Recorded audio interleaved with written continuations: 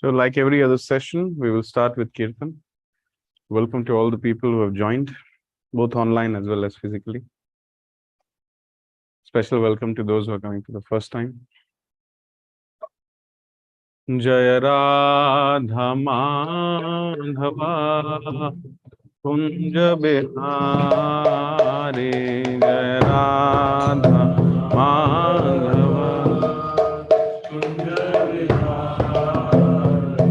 Jaya Gopi Jana Vallabha Jaya Girivaradhari Jaya Girivaradhari Jaya Gopi Jana Vallabha Jaya Girivaradhari Jaya Girivaradhari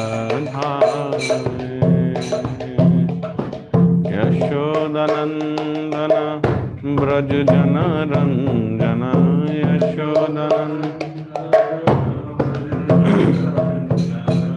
Yashodanandana Braj Jana Ranjana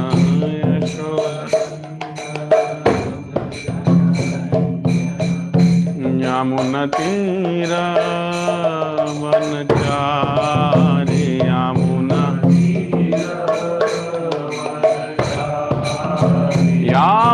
Tira Vanachari Yamuna Tira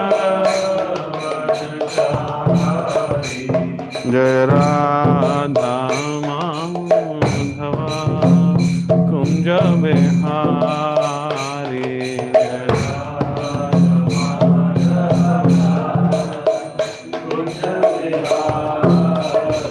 Hare Krishna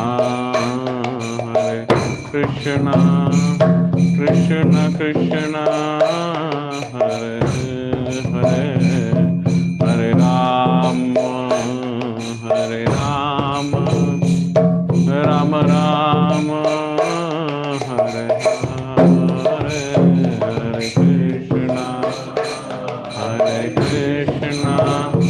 Krishna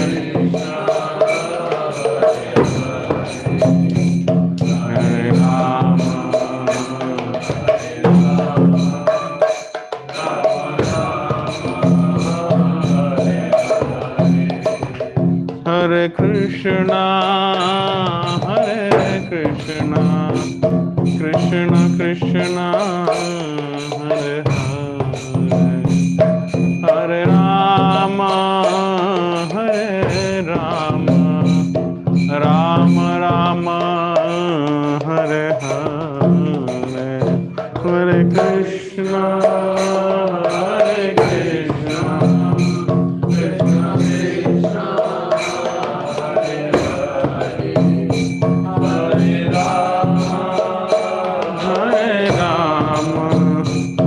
Rama Rama Hare Hare Hare Krishna Hare Krishna Krishna Krishna Hare Hare Hare Rama Hare Rama Rama Rama Hare Hare Hare Krishna Hare Krishna, Krishna Krishna, Hare Hare,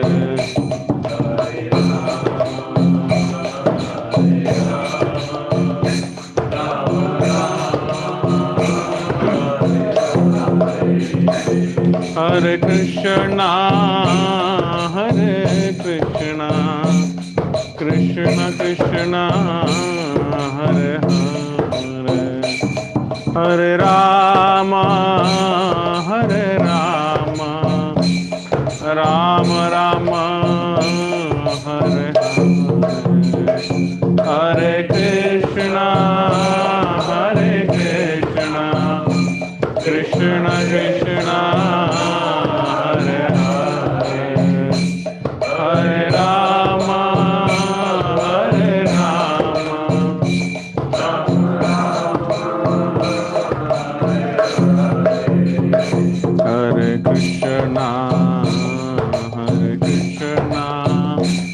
Krishna Krishna, Hare Hare, Hare Rama, Hare Rama, Rama Rama, Hare Hare, Hare Krishna, Hare Krishna, Krishna Krishna, Hare Hare,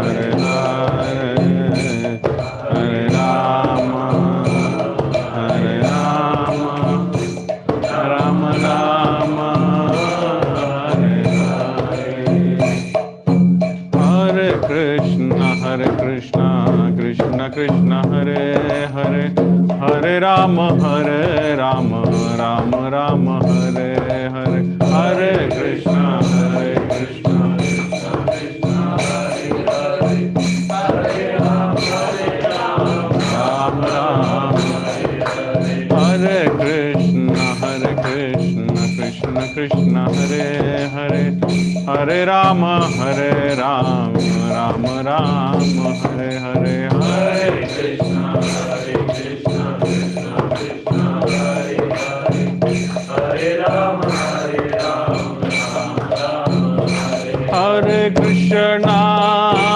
Hare Krishna, Krishna Krishna, Hare Hare, Hare Rama, Rama Rama, Hare Hare, Hare Krishna, Krishna Krishna, Hare Hare, Hare Rama,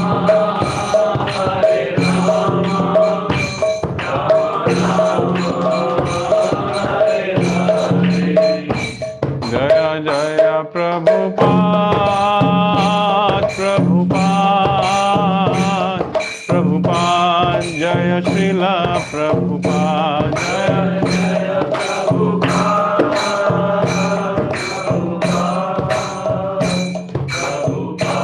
Jaya Srila Prabhupada. युग धर्म हरिनाम संकीर्तन की, श्रीमद् भगवद गीता की, श्रील प्रभुपाद की जय।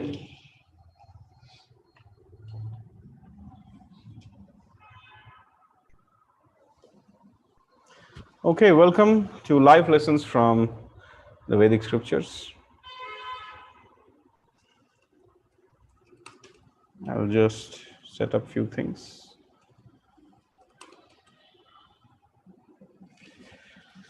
So we discuss in these sessions the wisdom which we get from the Vedic scriptures, such as the Bhagavad Gita, such as the Srimad Bhagavatam, such as the Ramayana, such as the Upanishads. So there is a lot of timeless wisdom in these Vedic scriptures which can solve all the problems of life. This is an untapped knowledge which we do not explore. But if we just take advantage of them, there is a reason why all this Vedic literature was compiled. There is a reason why sages taught this generations after generations. In the Bhagavad Gita, Krishna says, Sarvasya chaham hridi sannivishto mattah smritir jnanam apohanam cha Vedescha sarvairahame vedyo Vedantakrit Vedavid eva chaham. This is from the chapter 15 of the Bhagavad Gita. Krishna says, Sarvasya chaham hridi sannivishto. I am residing as the Paramatma in everybody's heart. He resides as Paramatma not only in the hearts of the human beings, but also in the heart of the dog, cats, trees, mosquitoes, everybody. And by his influence, knowledge, remembrance, and forgetfulness comes. Mattah smritir jnanam apohanam cha. By his influence, that happens. Then he says, Vedescha sarvair aham eva vedyo. By all the Vedas, I am to be known. So what does the word Veda mean? The word Veda means knowledge. So everything which the human mind can think of, conceive, imagine is already there in the Vedas. There is nothing new which is going to happen. The so-called discoveries and inventions are already there in the Vedas from time immemorial. Talk about, what does the Vedas talk about? They talk about military science. They talk about interplanetary space travel. They talk about technology. They talk about medicine. They talk about astrology. They talk about astronomy. They talk about physical science, medicine. They talk about paranormal sciences. They talk about metaphysical sciences. And they talk about the highest science, that is the spiritual science also. So everything is coming from the Vedas. So Krishna says, by all the Vedas, I am to be known. So if we study so many Vedic scriptures, first of all, nobody studies Vedic scriptures. But as a matter of fact, let me tell you, whatever you have studied till now comes from the Vedic scriptures. Difficult to imagine, difficult to understand and digest, but this is the reality. Tell me one thing and I can show it to you how it is already there in the Vedic literature. Tell me one thing. Whatever comes to your mind.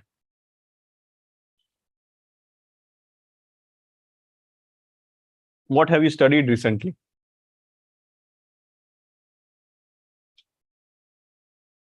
It's okay, don't say. कुछ पढ़ा ही नहीं है recently तो क्या बोलेंगे? No problem. But whatever you think, it is already there in the Vedic literature.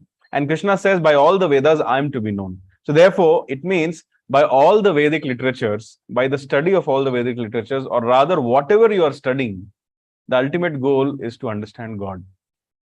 If you have become a great PhD, a great learned scholar, a great doctor, a great engineer, a great psychiatrist, a great chartered accountant, a great district collector, but ultimately you have not understood what is God, who is God, what is my relationship with Him, everything is a waste of time. So the aim of knowledge, Vedaischa sarvair aham eva ved. Krishna says, by all the Vedas, I am to be known. So your so-called study or your so-called Vedic study, if it has not led you to God, then Shrama eva hi kevalam. You have just done something which has no value. This curtain needs to be closed properly.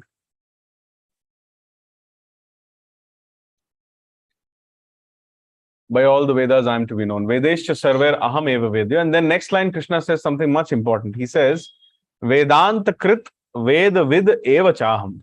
He says, I am the compiler of the Vedas. And then he says, I am the knower of the Vedas. Vedanta krit.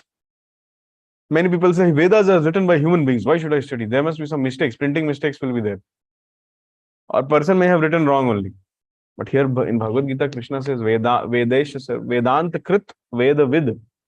I am the compiler of the Vedas and I am the knower of the Vedas.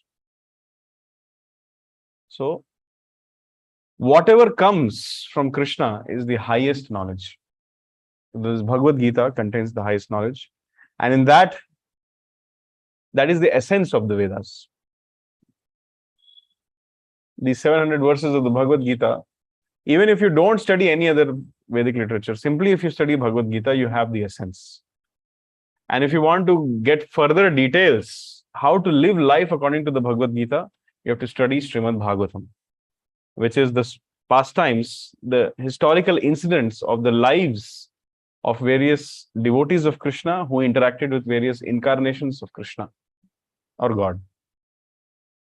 And if you want to further understand the mind of God, you have to read Chaitanya Charitamrita. So these are various scriptures which we recommend to read. So this Vedic literature contains all knowledge. It is coming directly from Krishna. You are not perfect, I am not perfect, but God is perfect. Can God make mistakes? Doubt hai. Can God create a stone which He cannot lift? That is the title for today's session.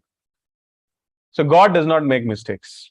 Our intelligence misinterprets Him, misunderstands Him, but God makes no mistakes. Whatever He does, it is for our supreme welfare. But we don't understand that. We think, oh, God is wrong. He He says in the Bhagavad Gita, by my influence comes knowledge, remembrance, and forgetfulness. In the examination hall, I forgot this. God is my enemy. That is not the case. He is our best well-wishing friend. This we have established in the previous sessions. And based on the conclusions which we have derived scientifically in the previous sessions, we will proceed today's session with this understanding that life lessons from Vedic literatures or Vedic scriptures is basically life lessons from Krishna. And he's our best well-wisher, and he can always guide us on the right path and save us from so many miseries which we don't want in our life. So the topic for today's discussion is, can God create a stone which he cannot lift? Before I start the discussion, I would like to take a public opinion, audience poll. What do you think? Can God do something and fall in his own trap? Can God create something which he cannot control later? Can God create a stone which he also cannot lift? That's the question. What do you think? No. What do you think? What do you think? Everybody thinks no. That means you understand that God is omnipotent. He can do anything and he can do everything. So how can stones float on water? It's not possible. According to the density and physical understanding, we see that if we drop a stone, generally it drowns into the water. Some people who want to commit suicide, they tie a stone in their neck and they jump in a river. Why? So that they will definitely drown. So stones cannot float in water, but once upon a time, millions of years ago, stones floated on water. Similarly, how can a small child who is 7 years old lift a mountain for 7 days and 7 nights? Is it possible? But 5,000 years ago, this has happened. Now, when we put our own limited intelligence and with our average intelligence, average limited intelligence, when we try to analyze these things, we cannot understand. So therefore, we say that these incidents are mythology. That's how the Britishers corrupted our esteem and our understanding of the Vedic literature. It was a very serious propaganda run by the Britishers. They saw that as a country, it is impossible to rule India. Because nobody is poor here. Nobody is a thief here. Why? Because everybody has nicely engaged in agriculture. And in everybody's house, 2 things are available in abundant quantity. Number 1, stock of grains, and number 2, cows. So because of having these 2 things, everybody is living a very independent, stable, financially happy life, safe life. Even if drought comes for 10 years, people will not die hungry. And they have the sufficient nourishment from the cow's milk, so they are happy. Every Indian had some land, a good stock of grains, and few cows, and they were basically very independent, or even of the government also. They didn't depend on government also for anything. And then, whatever time they had left, they used to engage in hearing and reading and understanding the Vedic literature. So therefore, the Britishers realized that because of their study of the Vedic literature, because of the culture of the study of Bhagavad Gita, Bhagavatam, even if 100,000 problems come in their life, they are not affected by it. It appears that these people of the holy land of India, the spiritual land of India, they are in this world, but they do not belong to this world. That was the assessment made by the Britishers.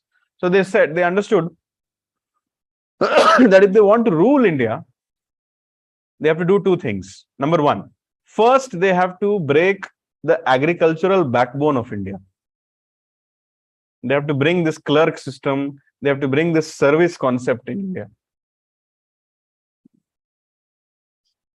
And next,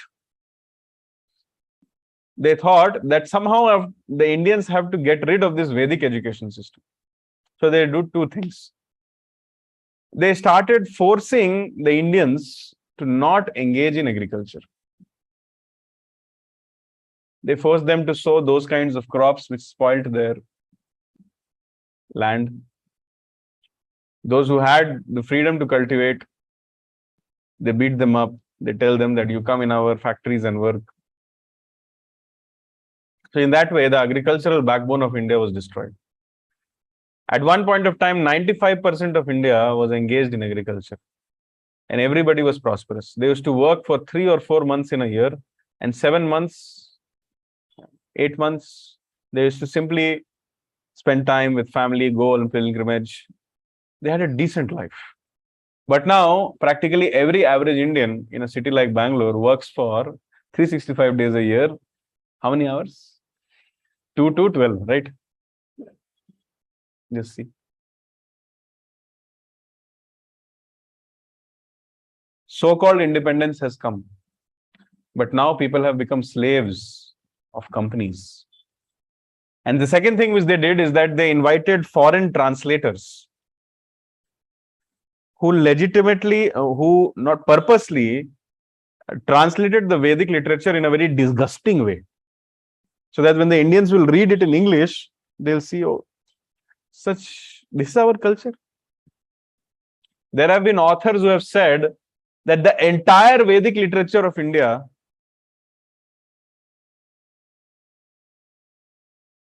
is as good as the 5th standard education in Great Britain. They have made such statements.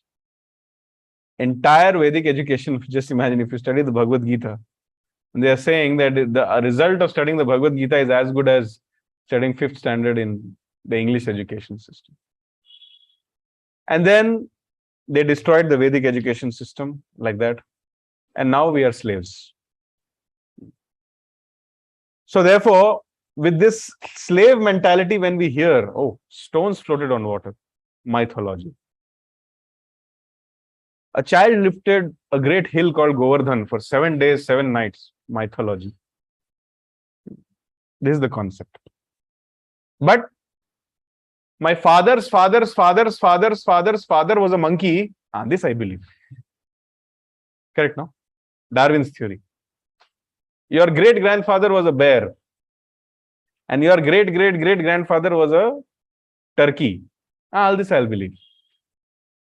Bears opened their mouths like this for a long time and they became whales.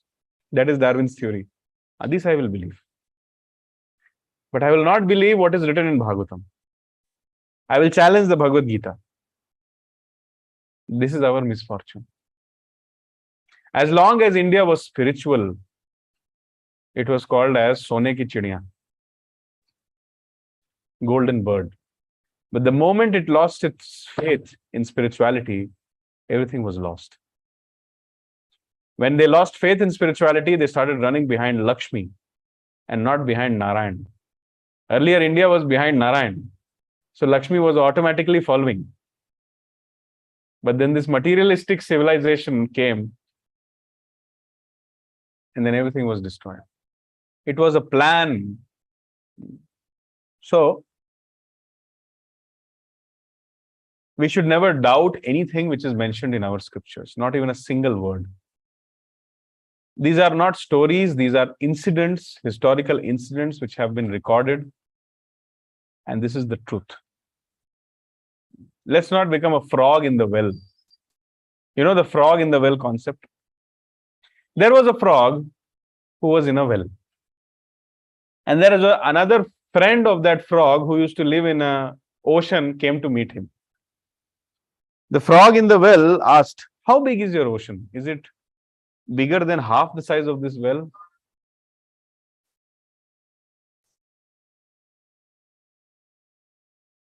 So the ocean frog answered, what are you speaking? It is beyond your imagination. Okay, maybe you are crazy. Is it bigger than 3/4 of this well also? Yes, definitely. Looks like he is speaking some mythology. Is it bigger than this well also? Yes. Millions and billions of such wells can come in the ocean from where I come from. This fellow is crazy. Throw him out. This is Dr. Frog philosophy. Just because our mind cannot conceive, think, and imagine such things, so therefore it is false. There is a personality called Narad Muni. He travels not only from one planet to another planet, but he travels from one universe to another universe also. He goes to the spiritual world, comes to the material world. And he can do it just like that. But oh, it is mythology. Who has seen Narad Muni? Who has seen Charles Darwin? But they believe his theory. So this is our misfortune. So therefore, appreciating and understanding the invincible gods. God is invincible. He cannot be defeated. His name is Acyuta. So appreciating and understanding the invincible God's superhuman activities requires intelligence, deliberation, and faith. I repeat, to understand God's activities, we need three things. What are they? Intelligence, faith, deliberation. Three things we need. Without this, it is impossible to appreciate God. That's why in the Bhagavad Gita also Krishna says,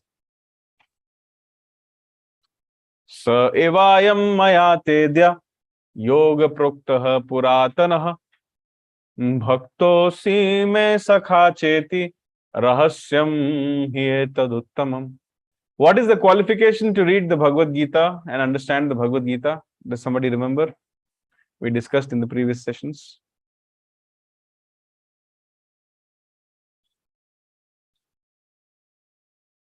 Bhakto si me sakha cheti. One has to become a devotee of Krishna first. If you cannot understand or if you do not believe that Krishna is the Supreme Personality of Godhead, he is Bhagwan, Shri Bhagavan Uvacha. If you think he is some historical personality, I don't know whether he existed or not, and don't take the trouble of reading the Gita. You'll never understand. Krishna says, Bhakto si me, those who are my devotees, and Sakha cheti, that means those who have a non-envious, friendly, service-oriented relation towards me, only they can understand the Bhagavad Gita. Nobody else can understand the Bhagavad Gita. So question to you again, just for revision. Who can understand the Bhagavad Gita? Those who are devotees of Krishna. Indra. Sorry? Krishna. Okay. We're very specific. Devotees of? Krishna. And second qualification? You have to be a PhD. Then? Service. You have to be non-envious.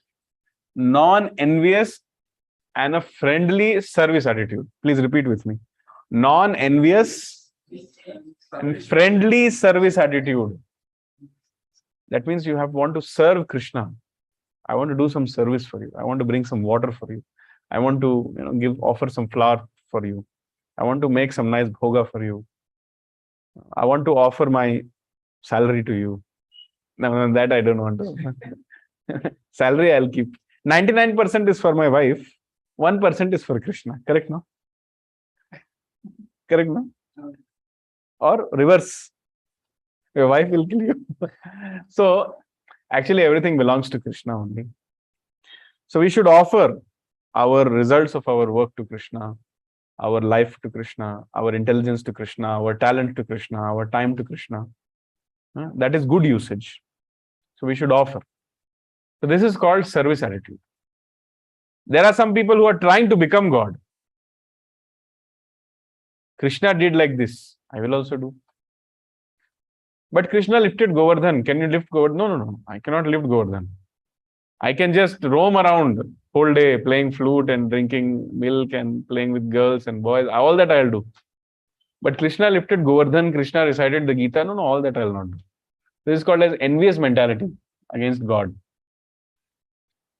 So those who are having this qualifications, only they can understand the Gita. Similarly, to understand the superhuman, invincible pastimes of the Lord, you need intelligence, deliberation, and faith. Those who don't have faith, they cannot understand. Can you understand anything in this world without faith? Just tell me. How many of us have put faith in wrong things many times in our life? At least I have put faith in wrong things and wrong people many times. How many of you are ready to put your faith in Krishna? Please raise your hand. See, there is no doubt. We are free. We just want to put our faith because He is God. So today we will discuss some pastimes which will help us to stabilize our faith, which will sharpen our intelligence, and which will give more patience to our deliberation in understanding the Naam, Roop, Guna, and Leela of Bhagwan. Name, form, qualities, and pastimes. This is life lessons from Vedic scriptures, and we are beginning to understand the invincible pastimes of the Lord. Are you all ready? Ready? Any questions, comments? Huh? No, very good. So next question which I would like to ask is, why can't it happen? If someone tells you that the stones are floating on water by the supreme will of God, why can't it happen? So let me tell you the story of that first, the pastime, the incident of that. We are talking about millions of years ago, the Supreme Personality of Godhead came in the form of Lord Ram. There was a demon whose name was Ganesha, who captured his wife. Correct, na? What? Did I make a mistake? I'm just checking if people are sleeping or not. So some sessions I say like this and they're like, yeah, Ganesha is not good. So there was a demon whose name was Ravana, who kidnapped his wife, whose name was Rukmini. Correct? Nodding there. Yeah, Rukmini. His name was Sita. And then Lord Ram found out where Mother Sita is through the help of his devotees, and then made a bridge across the ocean. Have you ever heard of a bridge across the ocean? We have heard of bridge across the river. But have you heard of an ocean, a bridge across the sea, across the ocean? Have you heard? Did you know the length and breadth of the bridge which Lord Ram built? It was 1200 miles long. You can do the mathematics. How many kilometers? Just check out. 1200 miles long and 120 miles wide. Imagine the strength or the population of Lord Ram's army. They needed a 120 miles wide bridge. And it was 1200 miles long going to Lanka. 1931, almost the length of the country. So don't try to compare it with the present day geography. Actually, Ram Leela happened not in this Yuga cycle. So when we say Satyug, Treta, Dwapar, and Kali, this is one Divya Yuga cycle. So if this Yuga cycle is X, then X minus 1, X minus 2, X minus 3. If this is X minus 4. So 4 Divya Yuga cycles before Ramayana or Ram Leela has happened. It is billions of years ago. Each Yuga or Kalyuga, the lifespan of Kalyuga is 4,32,000 years, out of which 5,000 years have passed. 4,27,000 years of crap is pending. And you cannot imagine what is going to happen. In the Srimad Bhagavatam, there is a chapter called Predictions of Kalyuga. If you read it, you'll become very determined to read the Bhagavad Gita and go back home, back to God, and never take birth again. You cannot imagine what crap is going to come in future. You cannot imagine. But it is already documented. This is called Shastra. It is beyond time, place, and circumstances. So, Satyug, if 4,32,000 years is Kalyuga, if that is, let's say, Y, then, or let's say Z, then 2 times Z is Dwapar Yuga, 3 times Z is Treta Yuga, and 4 times Z is Kalyuga. So 4Z plus 3Z plus 2Z plus Z is 10Z. So 43,02,000 years. 43,20,000 years is one Divya Yuga cycle. So this multiplied by 4 times. Those many years before Lord Ram had appeared on this planet. So at that time, the geography of the Bhumandala was a little different. So he needed a bridge which was 1,200 miles long. Who can make such a bridge? in the present day so-called advanced technology, is it possible to make? And Lord Ram had how much money with him to make this? How much money he had to procure the stones and hire the civil engineers and get the cement, and how much money he had? Zero. With zero money, he made the longest bridge which the human mind can not even imagine. So actually, he wanted to make a bridge. Now the question comes, why is he making a bridge? He is the Supreme Lord. You know, if by his mercy, if stones can float, then he can just walk on the water also and go, right? Can God do that? If he can make stones float, if he can lift mountains, can't he walk on water and go away? Why didn't he do that? Very good. He wanted to give a chance to all the devotees he was surrounded by, like the Vanaras and others. He wanted to give them a chance to get eternal credit of serving God. However, there are many reasons why he did not walk on water. I will tell you one reason. Lord Ram, when he reached the shore of the ocean, he meditated for 3 days. He fasted for 3 days and prayed that, my dear ocean, the presiding deity, the presiding devata of this ocean, you please come and give me some path to cross this ocean. I have to get my wife who's on the other side. But after 3 days of fasting and prayer, this ocean demigod did not turn up. Lord Ram became angry. And with anger-filled eyes, he just glanced at the ocean. Simply by his glancing, the whole ocean started boiling.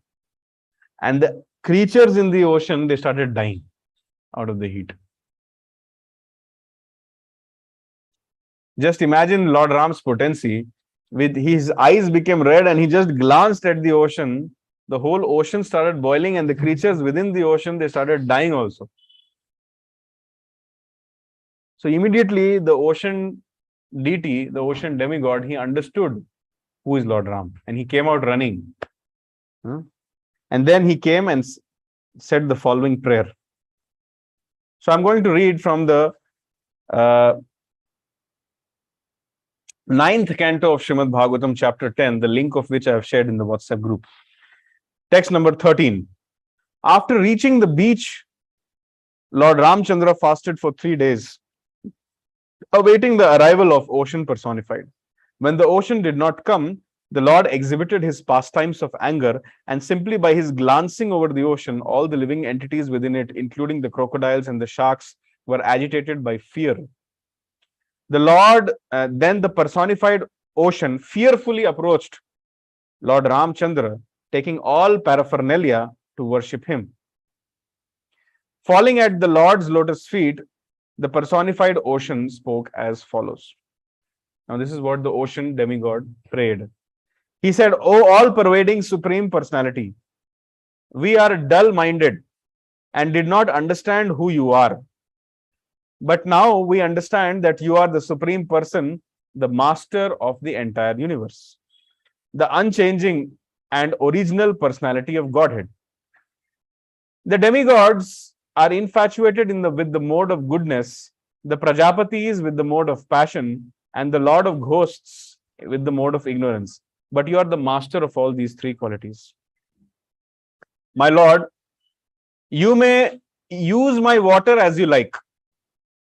Indeed, you may just cross it and go to the abode of Ravana, who is the source of great disturbance and crying for all the three worlds. He is the son of Vishrava, but he is condemned like urine. Please go and kill him and thus regain your wife, Mother Sita.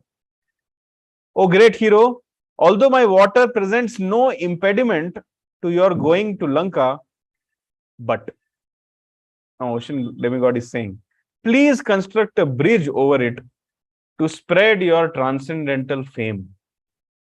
Upon seeing this wonderfully uncommon activity of your lordship, all the great heroes and kings in future will glorify you.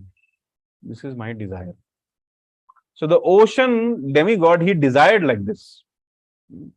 It is the mood of a devotee that he wants the Supreme Lord to be eternally glorified, eternally known, and eternally worshipped.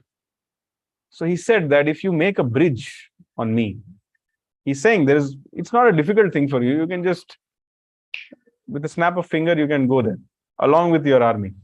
But if you make a bridge on me and go, my pride will always be cut. And then the whole world, when they will see this uncommon activity of yours, which no human being can do, they will glorify you for the rest of eternity. So keeping this prayer of the Lord, of the ocean demigod in mind, Lord Ramchandra decided to make a bridge on the water.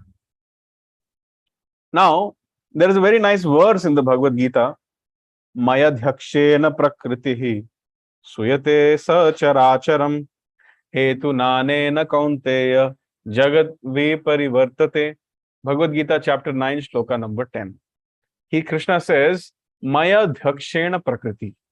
Under my superintendence, Maya Adhyakshena Prakriti, nature works. Suyate Characharam.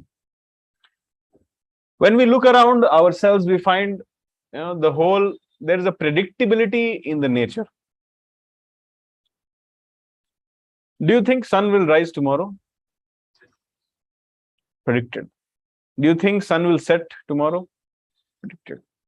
Do you think that if you jump off from the terrace tomorrow, you'll fall down and die? That means there are some laws of nature. Don't try it. There are some laws of nature which are in place. Now, who made these laws of nature? Are they existing on their own?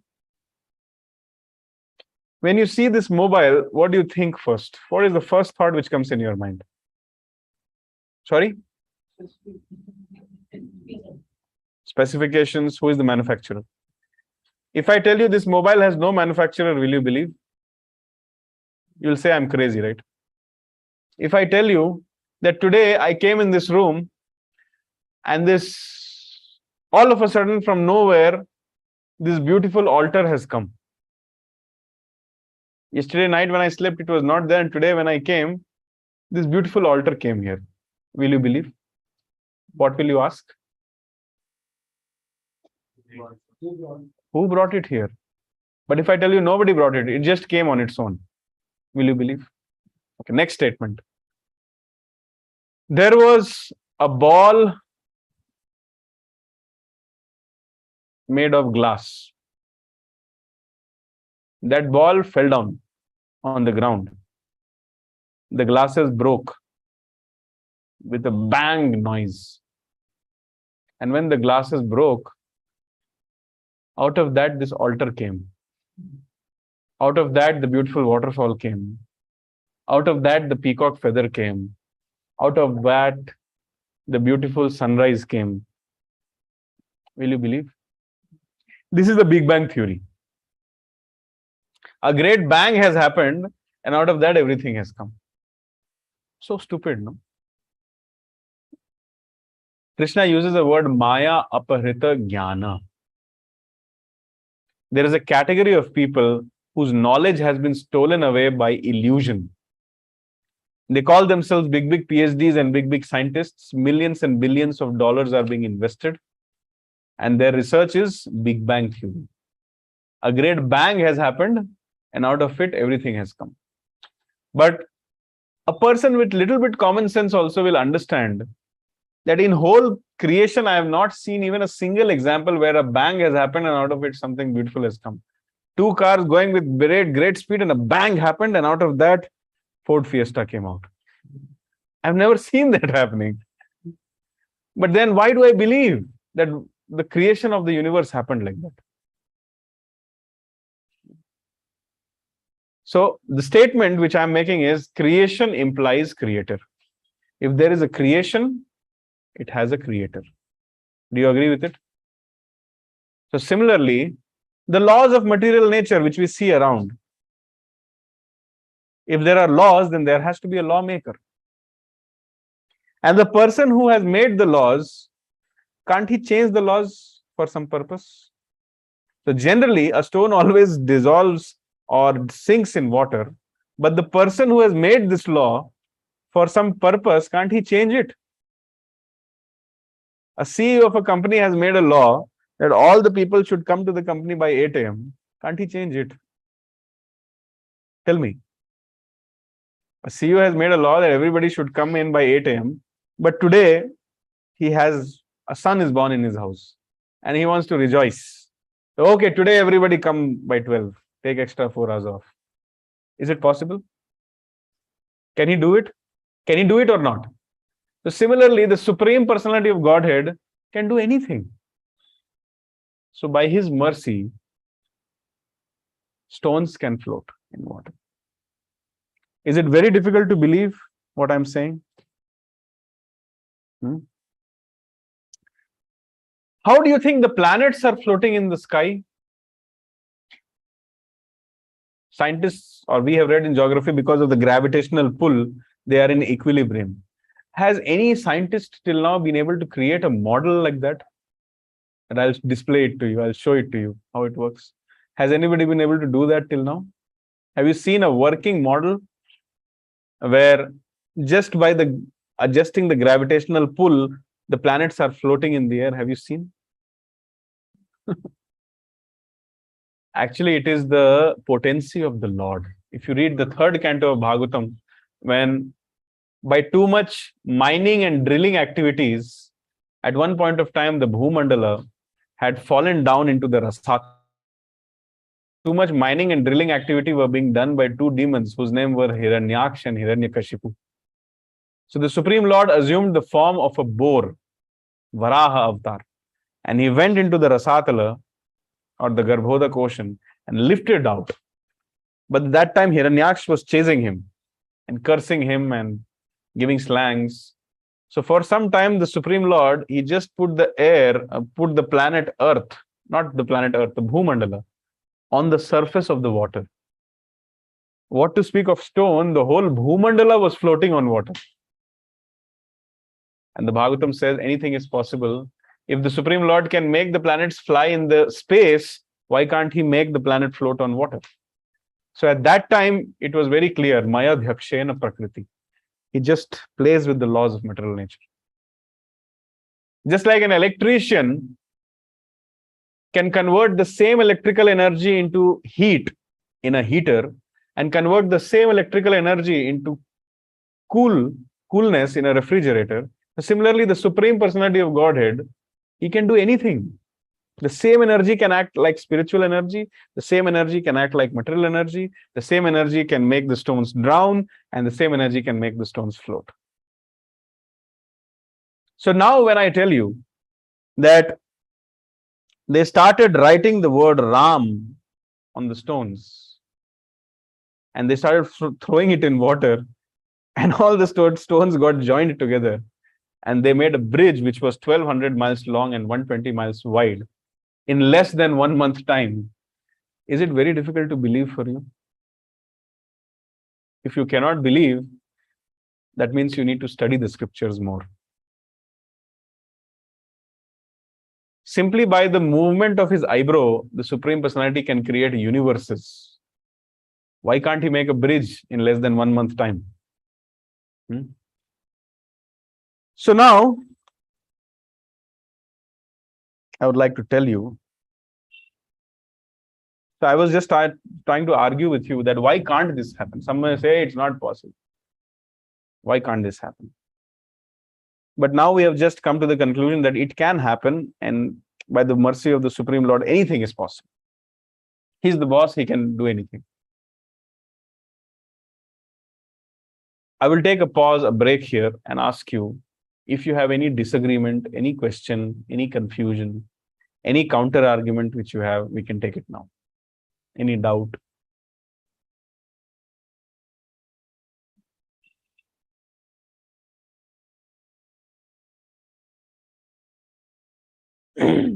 Yes, please.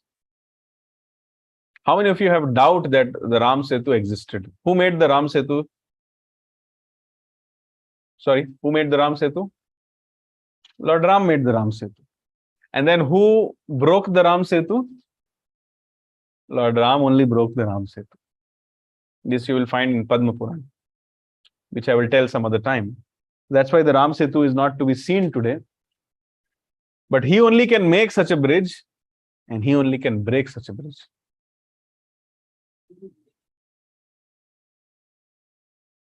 I told I'll tell later, but since you have asked. So once after he was ruling as the king of Ayodhya, he went to visit his devotee, whose name was Vibhishan. So Vibhishan said that, see, this Lanka had a unique security angle by being an island. But now you have made a bridge. Every Tom, Dick, and Harry walks on it and comes to this Lanka and gets inside and creates confusions and this and that. The security angle is destroyed. And because of this security angle, there was some kind of political dominion which we had, which is lost now. So Lord Ram said, okay, no problem. He immediately took out one arrow and fired at the bridge, and the bridge broke. He was going back to Ayodhya on the Pushpak Viman, and from the Viman only, just like he took one stack of hay, dried grass, and empowered it with the power of Brahmastra, and he hit Marich and Subahu, and they fell millions of yojanas, millions of kilometers away without dying. Similarly, he took one arrow and he empowered it with supreme power, and with just one arrow, a 1200 miles bridge broke into pieces. That's the story of the Ram Setu. So the point which I'm trying to say is that Bhagavad Gita tells you, Mayadhyakshena Prakriti. Krishna is telling, under my jurisdiction, the laws of material nature work. So why do we have so much difficulty to believe when the same person changes it for some reason, some good reason? Now, we discussed the question, why can't this happen? Now we will discuss why should this happen.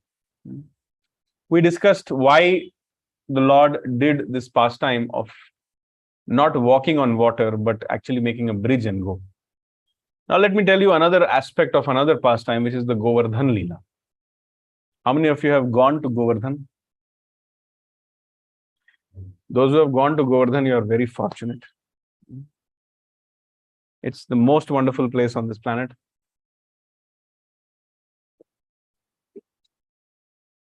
At least around 11 years of his life, Lord Krishna, when he was in Vrindavan, he spent most time of the day on Govardhan. Nobody has got more association of Krishna than this Govardhan Hill. And this Govardhan Hill, someday I would like to give a seminar or a talk on simply on Govardhan. It has a historical pastime also. When Lord Ram's bridge was being built, at that time, Hanuman was looking for big, big mountains to make the bridge. So he came across Govardhan, and even Hanuman felt attracted to Govardhan. So he went, and just like all the time he does, he just lifted the Govardhan and started going. Why am I shaking my hand? He had the Gada. So he started going. Immediately a conch was blown by Nal and Neel that do not bring any more stones or mountains. Bridge construction is complete. So Hanuman immediately left the Govardhan back. But Govardhan started crying that I was about to be used in the service of the Lord. But now it's not going to happen. And Govardhan was very sad. So Hanuman blessed that hill, Govardhan, saying that I give you 3 blessings. Number 1, all the stones which are fortunate enough to get the touch of the feet of Lord Ram while he walks upon it, you will have greater fortune than that. Why? Because these stones, they are touching the feet of Lord Ram. But in a future time, you will touch the hand of the Supreme Lord. And what to speak of the hand, these stones are under his feet, but you, the Lord, will put on his head. This is the first blessing he gave. Second blessing which Hanuman gave to Govardhan was This bridge, the Lord Ram will use only once. But I give you this benediction that not only Ram, but Krishna both will come on you every day for many, many years. And every day you will get the touch of their body.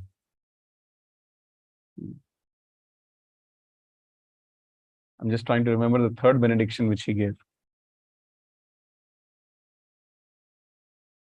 Ram, Krishna both will come. Keep you on the head.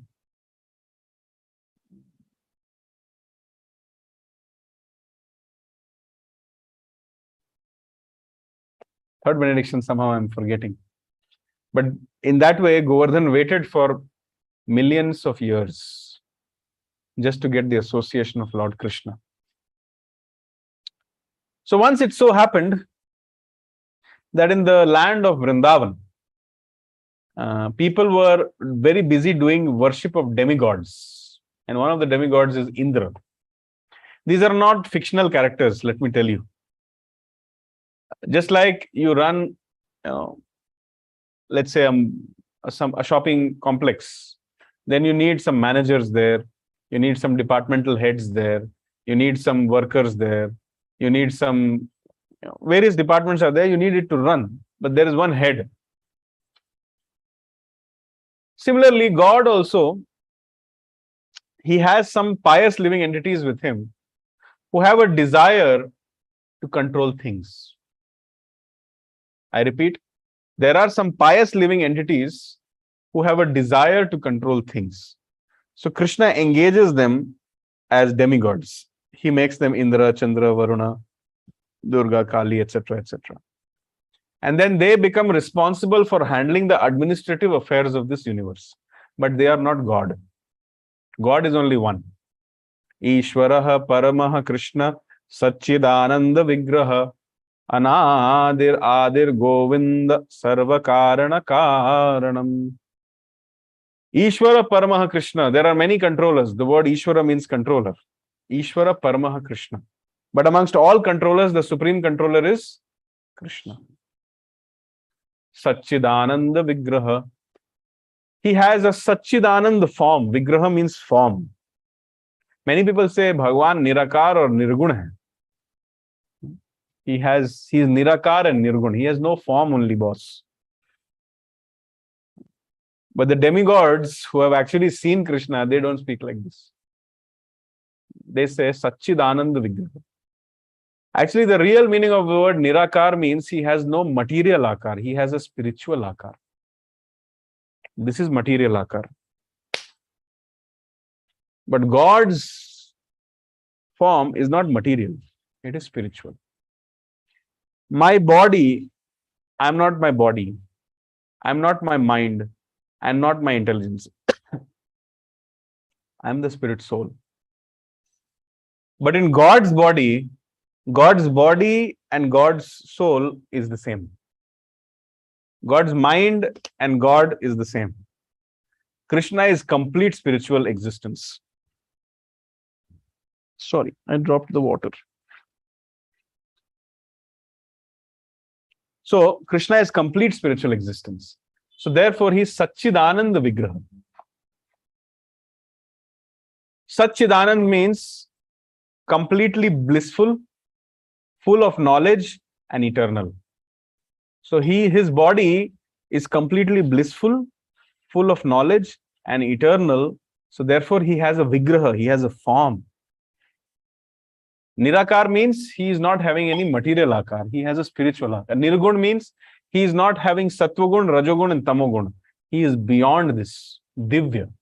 Transcendental. Satchidananda Vigraha. Anadir Adir Govinda. There was never a time when he did not exist. And there will be no time when he will not exist. And now also he is existing. Anadir Adir Govinda. And what is his name? Govinda. And he is Sarva Karana Karanam. He is the cause of all causes. Root cause analysis, if you do, and the ultimate cause of everything is Govinda. So, worship of demigods is criticized in the Bhagavad Gita. Very nicely, Krishna has done analysis and spoken. And the ultimate conclusion of Krishna is that those whose intelligence has been stolen away by material desires, they worship the demigods like Indra, Chandra, Surya, Varuna, Durga, Kali, Brahma, etc. Even Shiva for that matter. Those whose intelligence has been stolen away by material desires, they approach the demigods. But those who know the supreme absolute truth, they approach God. They approach Krishna. This has been stated in the Bhagavad Gita. And the worship of demigods is avidhi purvakam. Some people, they think that Durga is the supreme. And they make a temple and they say Adi Shakti is the source of everybody. Even Krishna has come from Adi Shakti. Who is superior, Shaktiman or Shakti?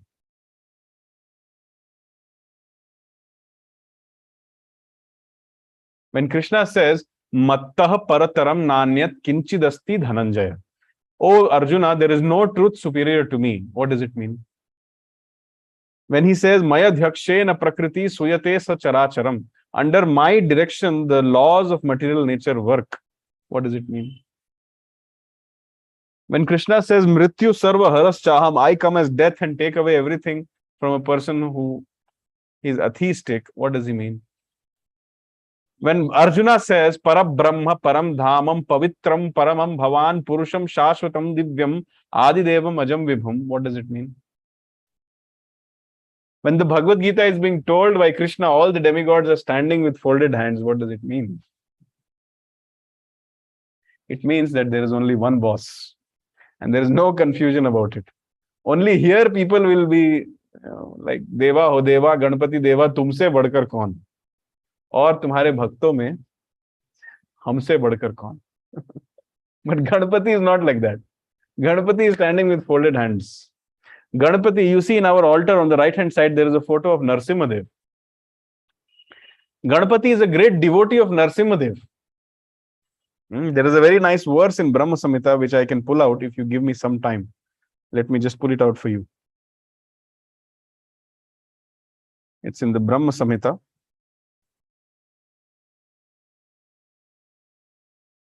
Chapter 5 of Brahma Samhita.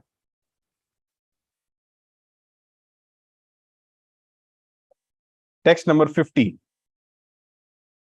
Very beautiful verse, just listen. Yat pada pallava yugam vinidhaya kumbha dvandve pranama samaye sa ganadhirajaha vignan vihantum alamasya jagatrayasya govindamadi purusham tamaham bhajami. Brahma is saying this to, Brahma is writing this prayer, and this is called Brahma Samhita. And in that 50th verse of this 5th chapter of the Brahma Samhita, Brahma says, I adore the primeval Lord Govinda, whose lotus feet are always held by Ganesha on the pair of tumuli protruding from his elephant head. So on the head of elephant, two surfaces are there which come out. So I adore the primeval Lord Govinda, whose lotus feet are always held by Ganesha upon the pair of tumuli protruding from his elephant head, in order to obtain the power for his function of destroying all the obstacles on the path of the progress of the three worlds. So Ganesha is called as Vignaharta. Where he gets this power to be Vignaharta? By taking the dust of the feet of Govinda on his head. So the real Vignaharta is Krishna. The real Vignaharta is Govinda. And Govinda has empowered this demigod, Ganesha, to take care of this facility. Just like Govinda has empowered Brahma to do secondary creation. Govinda has empowered Kuvera to manage the finances. Govinda has empowered Ganesha to be Vignaharta. So, the people who approach Ganesha thinking, Deva ho Deva, tumse badkar kaun? Arey bhai, Ganesha will be so embarrassed when he hears this. Do you agree with me? Ganesha is a devotee of Lord Krishna. These days in Ganesh Puja, they dance like this, and they offer horrible things to eat. Do you know that any demigod does not accept anything which is not offered to Vishnu? If you really want, I am trying to do some preaching in a village, and they approached me and they told me that we want prasad for 2,500 people in this village. This is the Ganesh Puja we are doing from last 69 years. I said, I'm more than happy to give. What all do you want? So they made the list. I said, okay, we'll make this prasad with highest standard of cleanliness. We'll make it without onion and garlic, and we'll offer it to Krishna, and then we'll give it to you. They're like, without onion and garlic? Oh my God, this is breaking of tradition. From last 69 years, we have been feeding Ganesha onion and garlic. Then I explained to him that from last 69 years, Ganesha has not eaten only what you are offering. Because Ganesha doesn't eat anything except Vishnu Prasad. They did not understand. So, the point which I'm trying to say is that at one point of time in Vrindavan, this demigod worship of Indra was going on. Indra is responsible for rains. Now, without rains, what can happen? No grains will happen. Without crops, can you stay? What do you work for? Huh? Not food. Like in your office, what do you work on? What is the product which you create? Or assist or support or whatever? Finance market. Some kind of software. Can you eat that software? One can artificially think I'm sitting in the 18th floor of a big building, AC is on. I'm seeing some videos trying to learn that technology. But can I eat that technology? Ultimately, you need roti sabzi only, no? The so-called IT boom which is happening, don't you think it has created an artificial lifestyle? You are paying 30 rupees for 60 rupees for 20 liters of water. If 50 years ago somebody would have heard this, they would have laughed like anything, and they would have told you are leading a hellish life. God has given water for free and you are paying 50 rupees, 60 rupees for water. And when they want to eat, they go and buy one gulab jamun and they pay 120 rupees for 2 gulab jamuns. If somebody will hear this, they will go.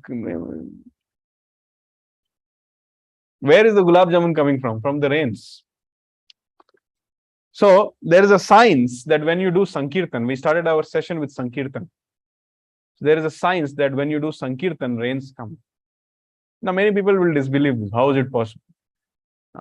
They will believe that I pressed a button on my phone and my electricity bill got paid. They can believe this. But they cannot believe that there is a higher science by which you can sing Hare Krishna and rains will come. They will not believe this. So at one point of time, Indra had become puffed up.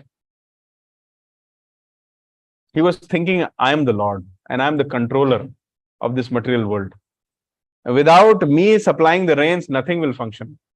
And I am the leader of all the demigods. I am the king. So Krishna doesn't like one thing, pride. So if at all you become pride, Krishna will pull the carpet below your feet. And this is what this Krishna likes doing very much. Indra is a devotee of Krishna actually. But due to some reason he developed pride and Krishna wanted to destroy that pride. So it's a big pastime in the 10th canto of Bhagavatam. Three chapters almost are dedicated to this pastime. But in short, you all know that he told the residents of Vrindavan, do not do Govardhan Puja, do not do Indra Puja. Instead, you worship these mountains, Govardhan. And then do a parikrama, offer all the nice things which you offer to Indra, you offer to this hill. And then Indra became angry and he sent the Samvartaka clouds. Samvartaka clouds are those clouds which come in the atmospheric region when pralay has to happen or the ultimate devastation has to happen. So we cannot understand or imagine what is the power of Samvartaka clouds. So he sent Samvartaka clouds on one village And then Krishna, just like Lord Ram could have walked and gone, so similarly Krishna could have just looked at Indra and Indra would have got destroyed. But he did not do that. Instead, he lifted a hill called as Govardhan. And he did not lift it with great effort. The Bhagavatam describes just like a small child plucks a mushroom and throws up in the sky and catches again. Similarly, Krishna just went and he lifted the Govardhan, threw it up in the air and balanced it on his finger. And this he stood like this for how many days? 7 days, 7 nights. That is God. And Krishna's body had no muscles also. Without muscles he can lift. That is God. Sometimes we see photos of Krishna with muscles and all. They have never read the Gita. That's why they are making like that. That is their mental concoction. Krishna doesn't need muscles to do heroic activities. He is God. He can do anything. In the form of a dwarf, Vamandev, he covered the whole universe. Have you seen a dwarf covering the whole universe? So as a small child, he made the law of gravitation, but by his supreme will, by his sweet will, he counteracted the law of gravitation and held the Govardhan on his little finger. Many people try to do the Ras Leela which Krishna did. My request to them is that first do the Govardhan Leela. Try to lift a mountain for 7 days and 7 nights. Now, the question is again, why should this happen? Why can't the Lord behave like Lord? Why does he do these pastimes? So now I will tell you why Govardhan Leela was actually done. There is no limit to Govardhan Leela, but I will just present a small segment of it. Krishna was the darling of Vrindavan. In Vrindavan, people didn't know that Krishna is God. But even without knowing, they used to love him more than God. Everybody in Vrindavan was simply dedicated for Krishna. The purpose of their life was how to serve Krishna and how to make him happy. They didn't care for their own well-being. They just wanted to serve him. There were 5 kinds of devotees in Vrindavan. Shantaras, Dasyaras, Sakhyaras, Vatsalyaras, Madhuryaras. So there were some devotees who were just in awe and reverence of Krishna and just liked to see Krishna, like the trees of Vrindavan, the river Yamuna. So Krishna used to please them by playing the flute, the deer of Vrindavan, the parrots of Vrindavan. Krishna would interact with them by playing the flute. Of course, the flute would be heard by human beings also. Then there were some other people like Raktak, Patrak. They were the servants in the house of Mother Yashoda. And the only aim of their life was to serve Krishna. So they used to dedicate their life for serving Krishna. Then there were friends of Krishna who had become friends of Krishna to serve Krishna. Like Sridham, Madhumangal. They used to play with Krishna. They used to sit on the shoulders of Krishna. They used to dance with Krishna, eat with Krishna. And then there were some people who were serving Krishna in the mood of a parent. They had become parents of Krishna to become a servant of Krishna, like Mother Yashoda, Nanda Baba. And then there was a certain category of people called the gopis who had become admirers and lovers of Krishna to become a servant of Krishna. So everybody was serving Krishna. But they had one problem. They wanted to spend the whole day with Krishna, but it was not being possible. Early in the morning, Mother Yashoda used to spend 4 or 5 hours decorating Krishna. Huge arrangements used to be made for Krishna to have bath. And a certain category of people will make him have bath. Certain category of people will dry him up. Another group of devotees will put the paintings on his body. Another group of devotees will bring the clothes for him. Another group of devotees will be there too. And Krishna will be like, this is not nice, remove it, paint it again. I don't like this. He used to give them pleasure by doing all these activities. And then when he would go for Vrindavan, when he would go with his cows and friends to the forest, then Mother Yashoda used to think that maybe I'll die today. I'll not survive. Similarly, the gopis of Vrindavan, they would simply see Krishna going and they would feel that every moment is like 12 years or more. When you see that, when you take the darshan of the Lord, do your eyes blink? Do they blink? Just try to see and tell me. When you take the darshan of the Lord for 1 minute, will your eyes blink? No. For 2 minutes? Yes. So what happens when it blinks? Nothing, right? When the gopis were so much attached to Krishna that when they would see Krishna returning after his Gocharan Leela, cow-herding pastimes, with his bluish black hair covered with dust and small drops of sweat on his face, when the gopis would be seeing him returning, sometimes when their eyes would blink, they would curse Brahma. What kind of creator you are? The Supreme Personality of Godhead is in front of us and we are taking darshan, but for a fraction of a second, we are losing the darshan. Idiot. They used to curse.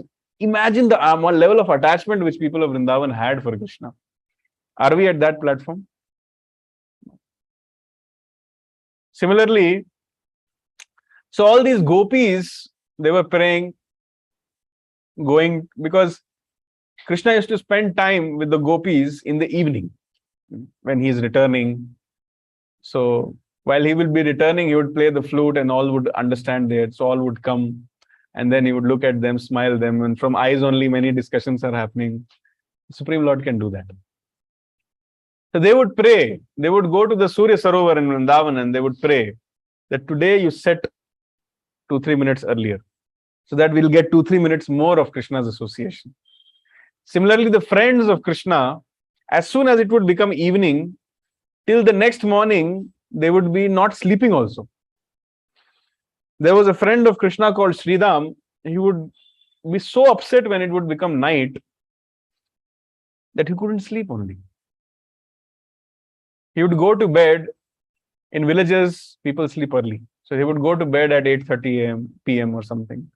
Then 9:30 p.m. he will wake up and he will come to Nand Bhavan. And he will start shouting, Krishna, Krishna. Mother Yashoda will tell, it's not the time to play. Please go back. Okay, I'll come in the morning. Okay, you come in the morning. Then at 10:30 p.m. again he is back. It's about to be morning. Please send Krishna. Mother Yashoda will tell, Arey, it's only 10:30. Go back.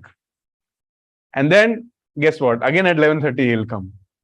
Arey, it's already so late. Why is he not waking up? Mother Yashoda also couldn't sleep whole night. Again he will come at 1:30. Again he will come at 2:30. Because they cannot survive without Krishna. They are simply waiting for Krishna to wake up. So these friends of Krishna would go to Chandra Sarovar and pray that today the night should end half an hour earlier, so that we get half an hour more with Krishna. So all the residents of Vrindavan, whether in Shantaras, Dasyaras, Sakyaras, Vatsalyaras or Madhuryaras, they were praying that we want to spend full day with Krishna. And Krishna, being the Paramatma in everybody's heart, knew this. So God does, with one pastime of God, he achieves millions of purposes. So when he was doing this pastime of teaching Indra a lesson, he thought that why not spend some time with these people, devotees. So he created a reason by which he lifted the Govardhan. And for 7 days, 7 nights, everybody in Vrindavan was under the hill. And all of them got 24-hour association with Krishna. And so therefore, in one shot, he fulfilled all the desires of everybody. This is God. The people in Shantarasa, like the cows, they were simply looking at Krishna and they were simply crying.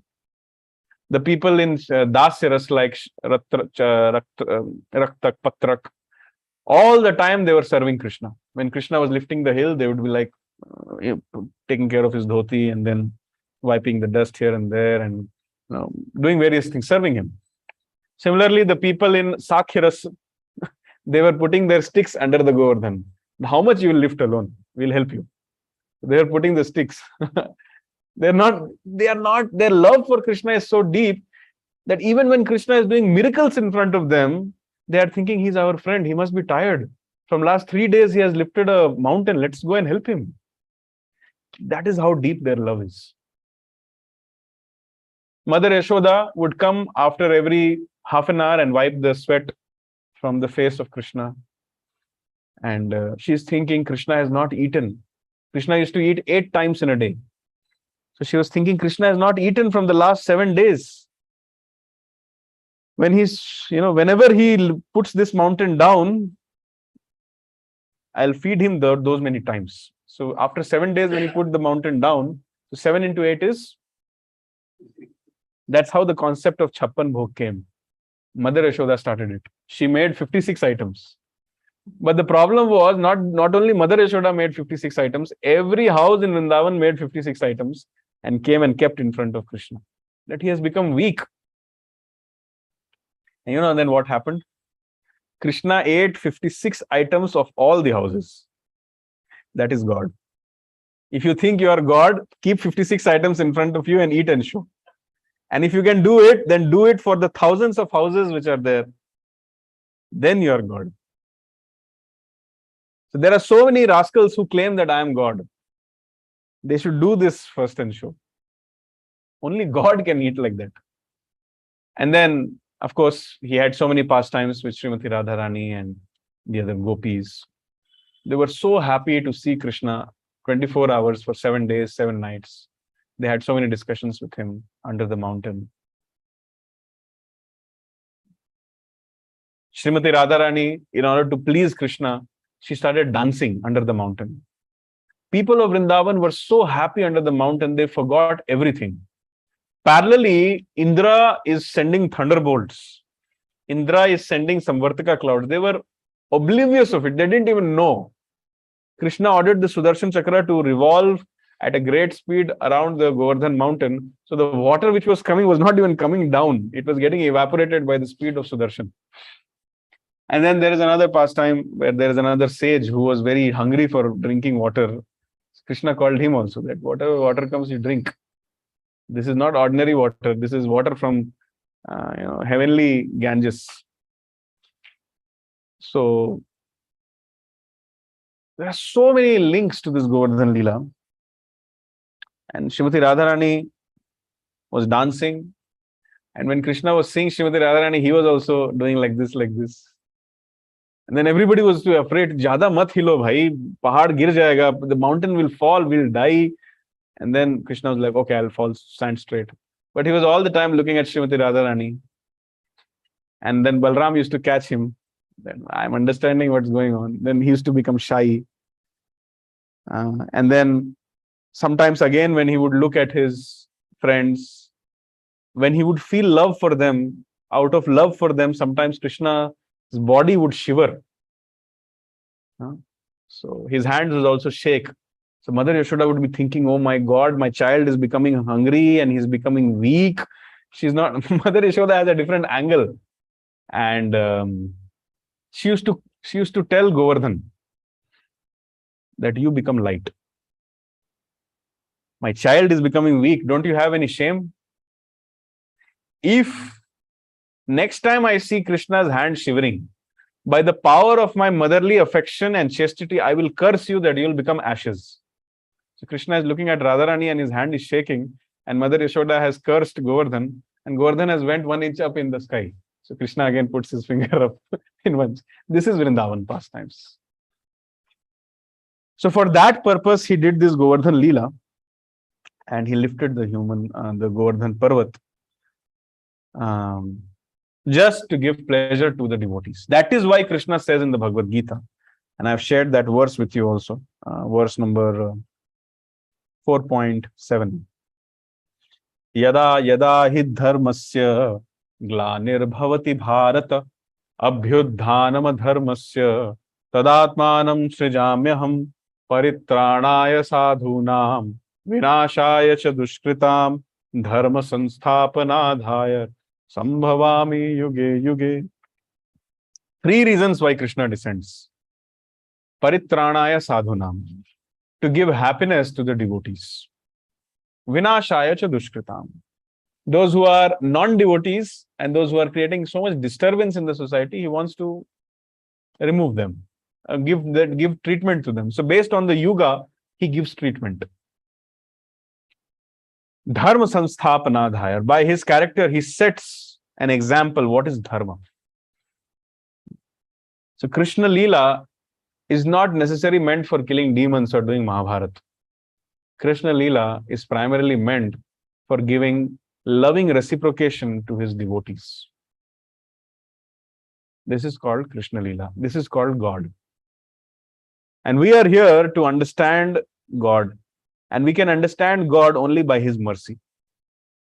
God is not some mathematical formula that you buy some book and you sit on your sofa and you understand it and then you master it. No. Krishna says, Bhaktya mam abhijanati. Only my devotees can understand me.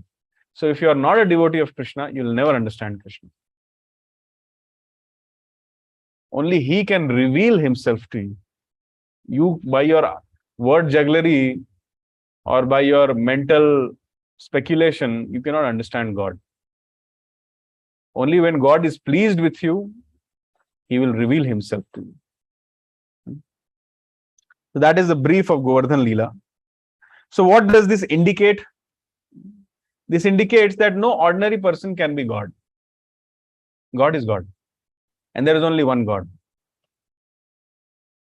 Especially in the land of India, which is a school of various kinds of philosophy, there are many swindlers who are acting like saints. I don't want to take names, but there was a cheater a few years ago who would produce some gold rings or gold chains and people would worship him as God. I think many of you have understood whom I'm talking about. More gold chains and gold rings Bhima jewelers can produce. Why are you not worshipping Bhima jewelers? I'm not promoting Bhima jewelers, but I'm just giving an example. A jeweler can produce more gold chains and gold rings. Why don't you worship him? More than that, a person who can just produce some gold ring and gold chain or some ash out of his hand, giving like this as vibhuti. Think about the person who has created many universes which have many planets, and these planets have many gold mines. Why don't you worship him? If you can worship a person who can create one gold chain, why can't you worship a person who who can create the source of millions and billions of gold chains? Similarly, when we go to a magic show, we see a magician is doing various things. Sometimes a magician barks like dog. Amazing magician. But the supreme magician is God, who has made all these dogs. Why don't you worship? If you actually analyze the nature, you will find in every aspect of nature, the genius of God is there. Take the example of this mosquito.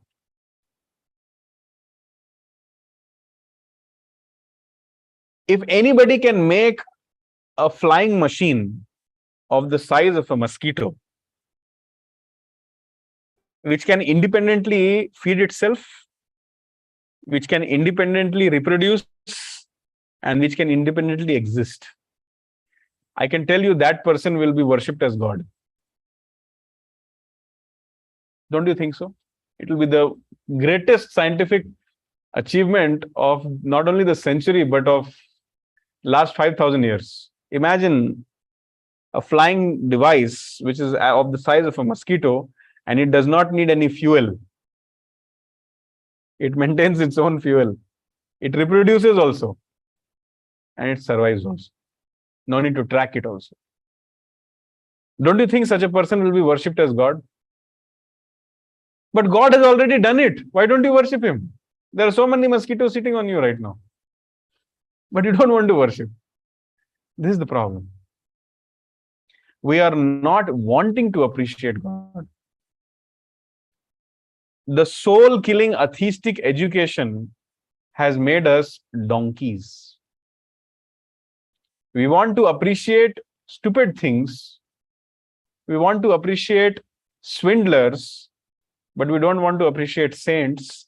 We don't want to appreciate devotees. We don't want to appreciate the Bhagavad Gita. We don't want to appreciate Krishna. This is our misfortune. So,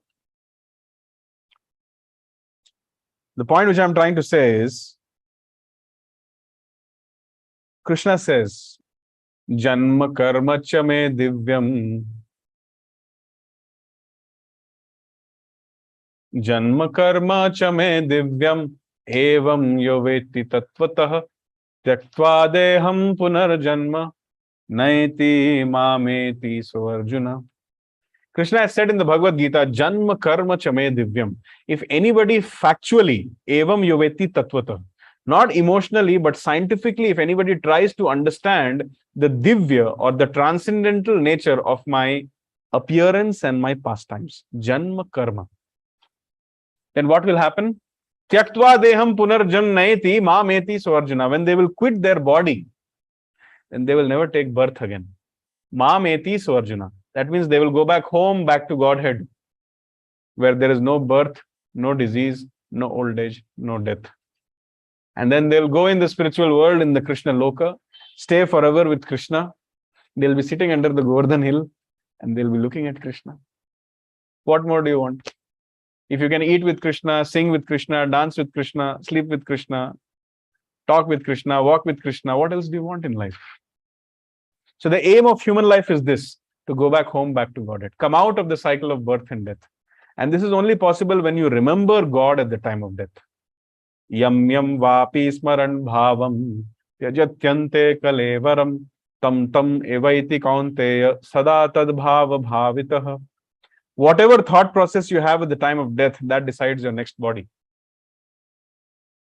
If you are thinking about your wife at the time of death, you'll become a woman in your next life. If you are thinking about your dog at the time of death, then you'll become a dog in the next life.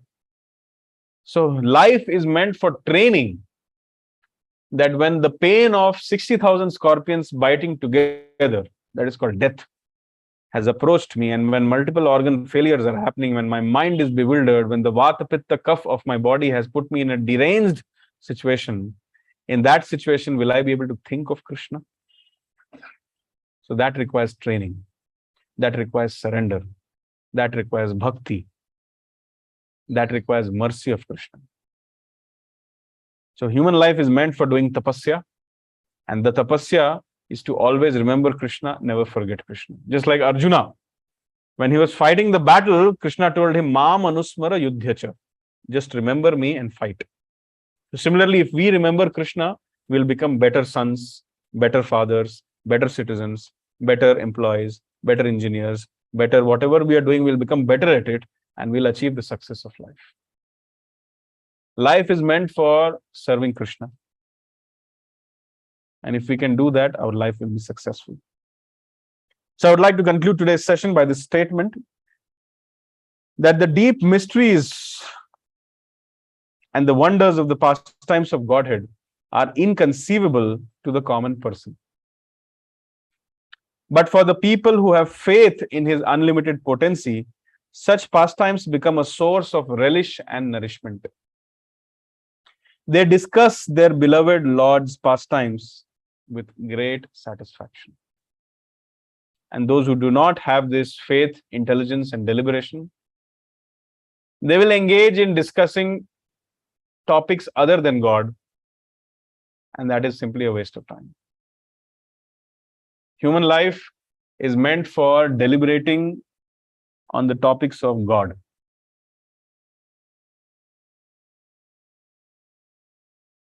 And that is the success of human life. Otherwise, why will Krishna say, Vedaischa sarvair ahameva vidya? I explained that all the knowledge comes from the Vedas. And the ultimate result of the Vedic study is to reach Krishna. So I have become a great PhD, doctor, scholar, but if I have not fixed up my mind in Krishna, then my study is wasted. I have become a great politician, but if I have not reached the lotus feet of Krishna, my life is wasted. I have become a great cricketer, but if I have not done it, if I have not become a pure devotee of Krishna, my life is wasted. Vedeshcha sarvair ahameva vedyo. Vedanta Krit Veda Vid Evacha. So this is life lessons from Vedic scriptures. We discussed the omnipotency of the Lord today, the sweet will of the Lord today. We discussed how he can do anything. We discussed how we should have complete faith in the scriptures. We discussed how the Ram Setu pastime happened. We first discussed why can't it happen. We saw the Bhagavad Gita shloka Mayadhyakshena Prakriti. With that, we understood that Krishna can do anything. He is the Supreme Lord. So it can happen. We understood that a creation implies the creator. Then we saw why should this happen. We understood the reasons why the Ram Setu Leela happened or the Govardhan Leela happened. And then we understood what does this indicate. We understand that God is Advitiya. There can nobody else can become God. I can never become God. You can never become God. Nor is anybody else God. God is God. If some Tom, Dick, Harry rascal is telling that I am God, then you should tell him that you are not God, but you are a dog. And if possible, take out your slippers and beat him up also. We believe in scientific analysis, right? You prove that you are God first. No, I cannot prove myself God, but you accept me as God. What bogus propaganda is this? God can speak the Bhagavad Gita. You speak 700 verses and show. No, I cannot do that. God can eat chapan bhog. You eat that and show. No, I cannot do that. God lifted the Govardhan. No, I cannot do that. A Ras Leela I will do. Send your daughters and wives to my house. I'll do Ras Leela. What is this? First, you understand the greatness of Krishna. Then you talk about the intimate sweetness of Krishna. But the rascaldom here is, they will not understand Kurukshetra Leela, but they want to go to Ras Leela. Do you understand? This is the rascaldom of the Indian society. They do not want to understand the Bhagavad Gita, but they want to directly discuss Ras Leela. So first Kurukshetra Leela, then Vrindavan Leela. Correct? So first Bhagavad Gita, you have to read and understand. I have to first understand how God is great. Then I have to understand how God is sweet. Arjuna told Krishna as Parabrahma Param Dhamam Pavitram, purest. Do you think Arjuna was on drugs when he told that? Krishna is purest. There is no person who is purer than him. So rascals who do not understand the character of God, who do not understand the mind of God, who do not understand the nature of God, they blaspheme God, and not just God, but even the devotees of God. And that is the misfortune. So these lessons, life lessons from Vedic scriptures, is meant for bringing everybody on the right track, by making everybody a devotee of God, and by making everybody chant Hare Krishna, Krishna Krishna, Hare Hare, Hare Rama, Rama Rama. So I would like to end today's discussion. If there are any questions or comments, we will take it now for the next 5 minutes. If you don't have any questions, you can share some reflections. Reflection means some point which you heard in the class, which you liked, and which you would like to take it back with you and think about it. Any nice point which you would like to remember. That's called as a reflection. That, I would like to reflect on this for the next 1 week. So some reflections, please. Starting with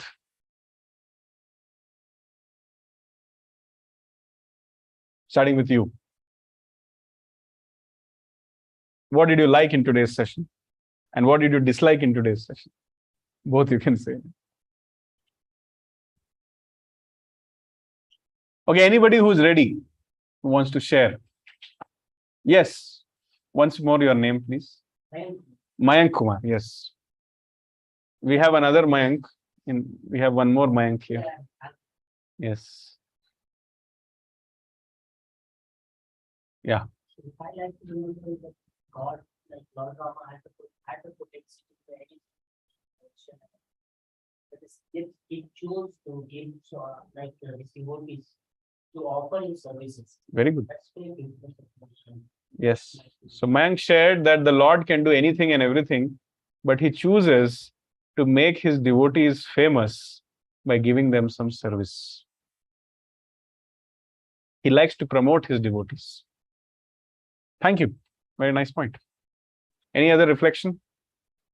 In Kalyuga, the people who follow the Dharma Shastra and who follow the Bhagavad Gita and all, they only face the many problems, and who not follows God, and they will Not face any problem. uh, Is this a reflection or a question? push. The question is, those who follow God, they face many problems. Those who don't follow God, they don't face any problems. How many of you agree with this statement? That those who follow God, they'll face many problems. Those who don't follow God, they face no problems. And they also follow the God, but they won't, won't face so many problems. Is there any person in this world who has no problems in life? You tell me. So first of all, this statement only is wrong. That those who follow God, they have so many problems. Those who don't have God, they have no problems. I have never met a person who has no problems in life.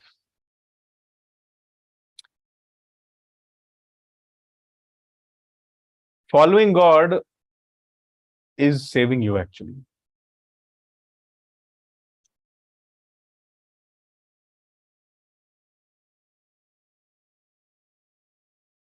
There is a verse in the 18th chapter, sloka number 66.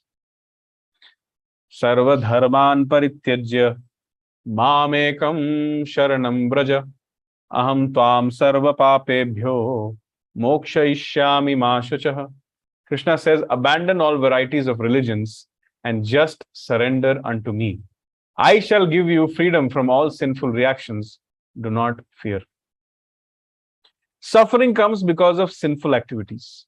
Suffering comes because of sinful reactions of the karma which we have done. And Krishna tells you, surrender to me and I shall give you freedom from all sinful reactions. That means the moment you surrender to Krishna. How many of you want to surrender to Krishna? Please raise your hands. Let's do it right now. Please repeat with me. Oh my dear Lord Krishna, from this moment, I am yours and you are mine. Surrendered.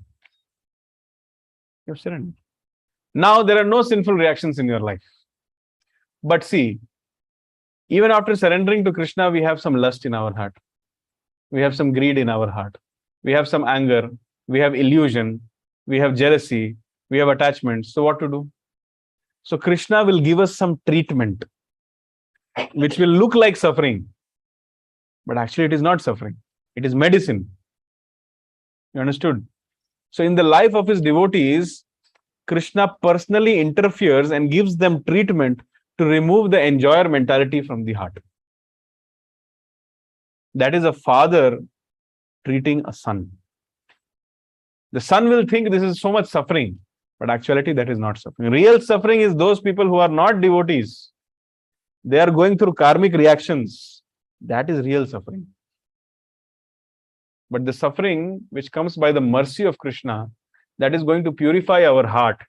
And that is prasad of Krishna actually. So if somebody is chanting Hare Krishna, Krishna Krishna, Hare Hare, Hare Rama, Rama Rama, Hare, you should immediately understand that Krishna is personally taking care of them. Because Krishna says in the Bhagavad Gita, to my devotees, I carry what they need and I preserve what they have. Suppose we don't know what you have done in your previous life. You may have murdered someone. But Krishna will minimize that reaction. If you murder someone, you have to be murdered. That's the law of nature. But Krishna will minimize that reaction just by cutting your finger. Little bit. Token punishment. Rafa dafa kiya. But then the person will see, just see he's chanting Hare Krishna and he lost his finger. Arey, we don't know what this rascal did in his previous life. He murdered like this. So many times, so many people. He robbed so many people. He raped pregnant women. He killed cows. We don't know what he has done. And now in this lifetime, when he is surrendering to Krishna and Krishna is giving him some token punishment so that his heart becomes clear and he becomes a pure devotee, then we say, oh, he has become a devotee of Krishna and he's suffering. Did you go and see how much the non-devotees suffer? You never saw. You only saw the devotees and you found a reason to find fault. I'm not saying you, I mean speaking in general. Understood? I am saying to you, if we follow the Dharma, Dharma will follow us and save us. This is saving only, Baba. Yes. Some people who don't follow the Dharma, they are getting success. No? That is not success. In their next life, they'll become amoeba virus. They'll become coronavirus. Don't worry. Only those who are devotees of Krishna, they are safe. Nobody else is safe. Krishna is giving treatment to his devotees. That is the success. Bhavan hi karanam tatra sarvagno jagadishwarah anugraham nigraham va manasya tadvidhehinah. So in Vrindavan, Krishna did a pastime called as the Kalya Lila. A snake was there, Kalya, and then Krishna punished the snake. And the wives of Kalya, they came and prayed like this. That we don't know what is good for us, what is bad for us. But we understand that you are supremely intelligent. You please decide what is good for us. If your punishment is also your mercy and your reward is also your mercy, you decide what you want to do and give us that. This should be the mood of a devotee. Because the devotee doesn't understand. He doesn't even remember his past lives.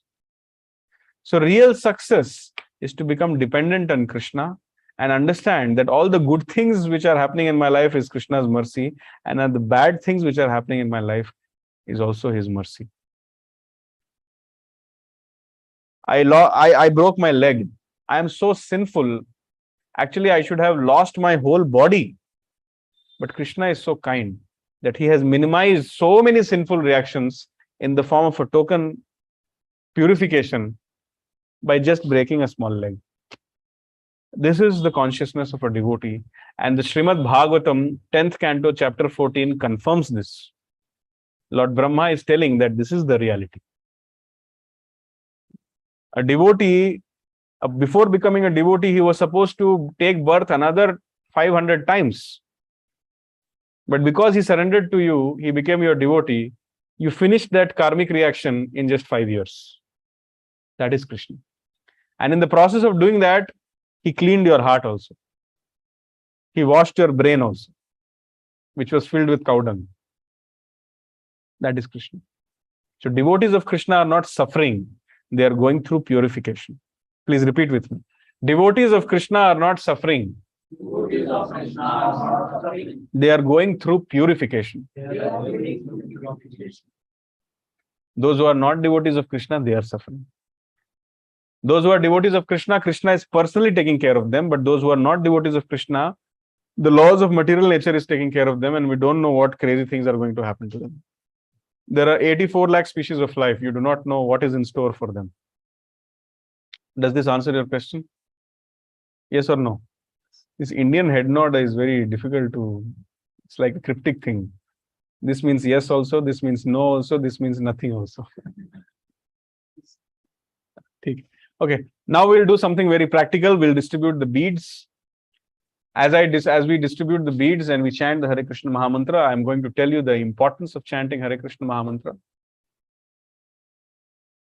The effects of Kalyuga can be removed only by chanting the holy names of Lord.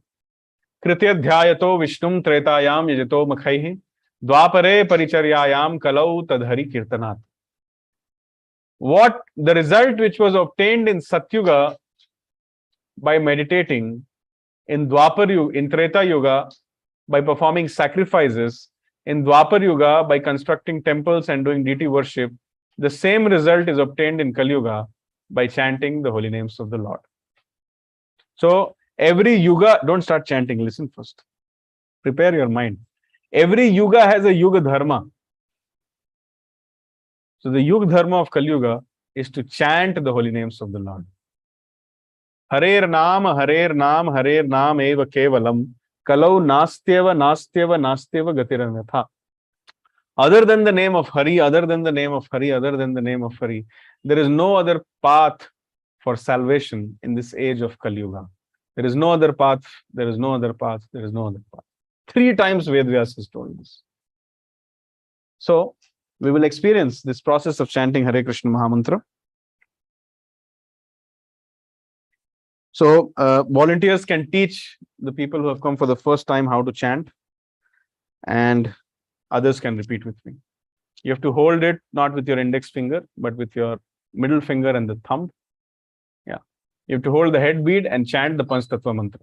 Jai Shri Krishna Chaitanya Jai Shri Krishna Chaitanya, Prabhu Nityananda Prabhu Nityananda, Shri Advaita Gadadhara Shri Advaita Gadadhara, Shri Vasadi Gaura Bhakta Vrinda. Shri Vasadi Gaura. Then we go to the next bead and we chant the Hare Krishna. Then we go to the next bead, we chant Hare Krishna. Then we go to the next bead, we chant Hare Krishna. Hare Krishna, Krishna Krishna, Hare Hare, Hare Ram, Ram Ram, Hare Hare, Hare Krishna, Krishna Krishna, Hare Hare, Hare Ram, Ram Ram, Hare Hare, Hare Krishna, Krishna Krishna, Hare Hare, Hare Ram, Ram Ram, Hare Hare, Hare Krishna, Krishna Krishna, Hare Hare, Hare Ram, Ram Ram, Hare Hare, Hare Krishna, Krishna Krishna, Hare Hare, Hare Ram, Ram Ram, Hare Hare, Hare Krishna, Krishna Krishna, Hare Hare, Hare Ram, Ram Ram, Hare Hare, Hare Krishna, Krishna Krishna, Hare Hare, Hare Ram, Ram Ram, Hare Hare, Hare Krishna, Krishna Krishna, Hare Hare, Hare Ram, Ram Hare Hare, Hare Krishna, Krishna Krishna, Hare Hare, Hare Ram, Ram Hare Hare, Hare Krishna, Krishna Krishna, Hare Hare, Hare Ram, Ram Hare Hare, Hare Krishna, Krishna Krishna, Hare Hare, Hare Ram, Ram Hare Hare, Hare Krishna, Krishna Krishna, Hare Hare, Hare Ram, Ram Hare Hare, Hare Krishna, Krishna Krishna, Hare Hare, Hare Ram, Ram Hare Hare, Hare Krishna, Krishna Krishna, Hare Hare, Hare Ram, Ram Hare Hare, Hare Krishna, Krishna Krishna, Hare Hare, Hare Ram, Ram Hare Hare, Hare Krishna, Krishna Krishna, Hare Hare, Hare Ram, Ram Hare Hare, Hare Krishna, Krishna Krishna, Hare Hare, Hare Ram, Ram Hare Hare, Hare Krishna, Krishna Krishna, Hare Hare, Hare Ram, Ram Hare Hare, Hare Krishna, Krishna Krishna, Hare Hare, Hare Ram, Ram Hare Hare, Hare Krishna, Krishna Krishna, Hare Hare, Hare Ram, Ram Hare Hare, Hare Krishna, Krishna Krishna, Hare Hare, Hare Ram, Ram Hare Hare, Hare Krishna, Krishna Krishna, Hare Hare, Hare Ram, Hare Hare, Hare Krishna, Krishna Krishna, Hare Hare, Hare Ram, Ram Hare Hare, Hare Krishna, Krishna Krishna, Hare Hare, Hare Ram, Ram Hare Hare, Hare Krishna, Krishna Krishna, Hare Hare, Hare Ram, Ram Hare Hare,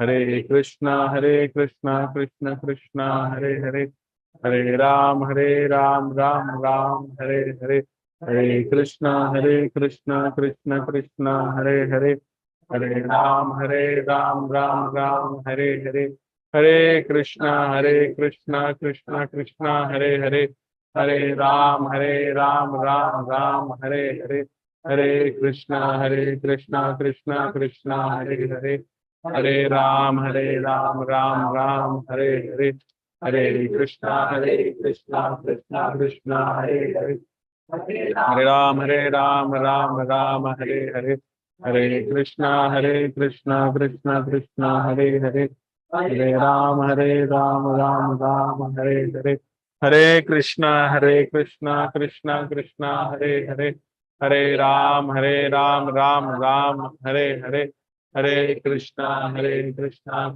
Krishna, Hare Hare, Hare Ram, Ram Ram, Hare Hare, Hare Krishna, Krishna Krishna, Hare Hare, Hare Ram, Ram Ram, Hare Hare, Hare Krishna, Krishna Krishna, Hare Hare, Hare Ram, Hare Hare, Hare Krishna, Krishna Hare Hare, Hare Ram, Ram Ram, Hare Hare, Hare Krishna, Krishna Krishna, Hare Hare, Hare Ram, Ram Hare Hare.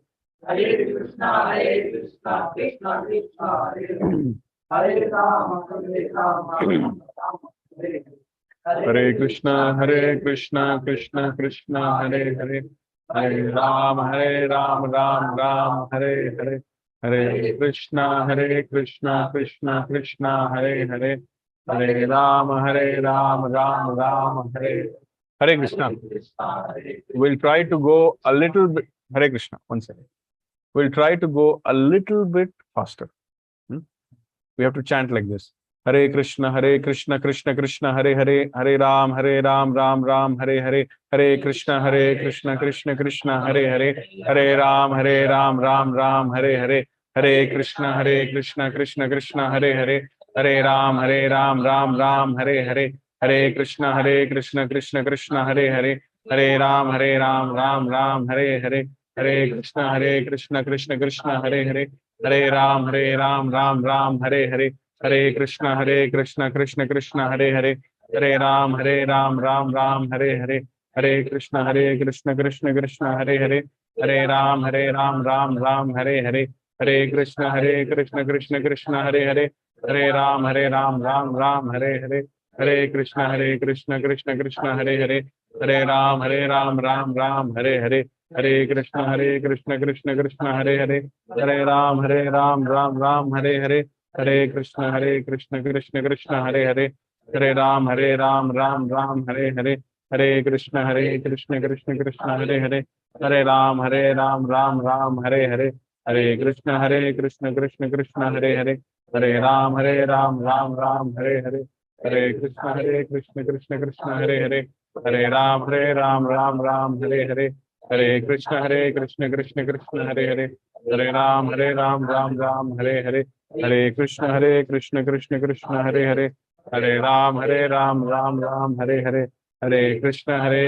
Krishna Krishna, Hare Hare, Hare Ram, Ram Hare Hare, Hare Krishna, Krishna Krishna, Hare Hare, Hare Ram, Ram Hare Hare, Hare Krishna, Krishna Hare Hare, Hare Ram, Ram Hare Hare, Hare Krishna, Krishna Krishna, Hare Hare, Hare Ram, Ram Hare Hare, Hare Krishna, Krishna Krishna, Hare Hare, Hare Ram, Ram Hare Hare, Hare Krishna, Krishna Krishna, Hare Hare, Hare Ram, Ram Hare Hare, Hare Krishna, Krishna Krishna, Hare Hare, Hare Ram, Ram Hare Hare, Hare Krishna, Krishna Krishna, Hare Hare,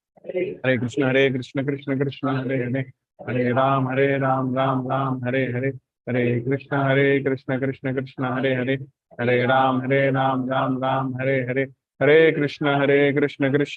Hare Hare, Hare Ram, Ram Hare Hare, Hare Krishna, Krishna Krishna, Hare Hare, Hare Ram, Ram Hare Hare, Hare Krishna, Krishna Krishna, Hare Hare, Hare Ram Hare Hare, Hare Krishna, Krishna Krishna, Hare Hare, Hare Ram, Ram Hare Hare, Hare Krishna, Krishna Krishna, Hare Hare, Hare Ram, Ram Hare Hare, Hare Krishna, Krishna Krishna, Hare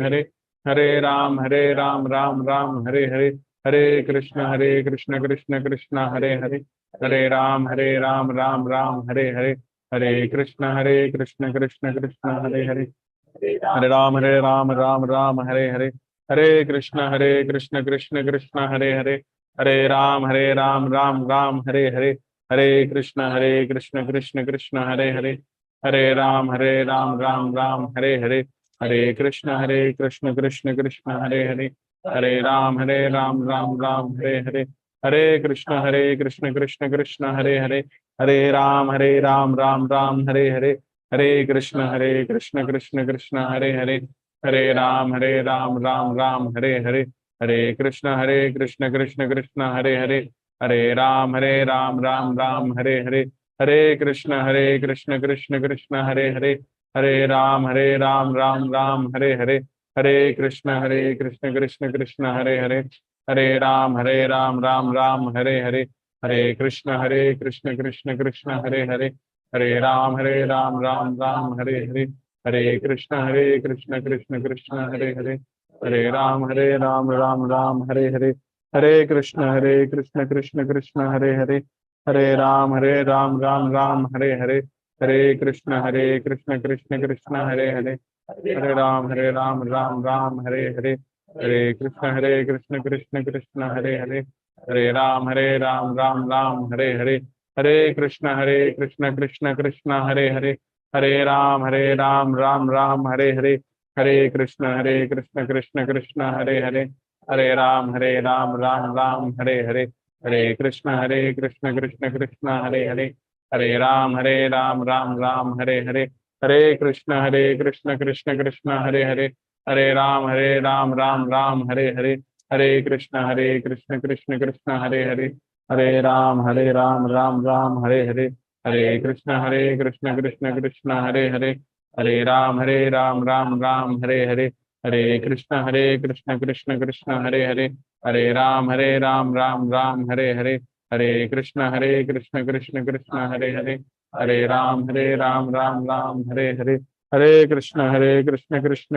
Hare Hare, Hare Ram Ram Hare Hare, Hare Krishna Krishna Krishna Hare Hare, Hare Ram Ram Hare Hare,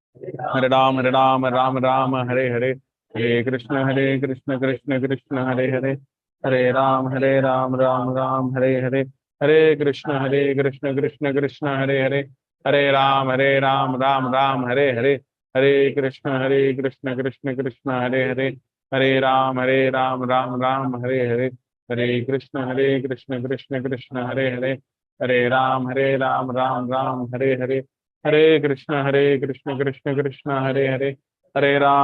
Ram Ram Hare Hare, Hare Krishna Krishna Krishna Hare Hare, Hare Ram Ram Ram Hare Hare, Hare Krishna Krishna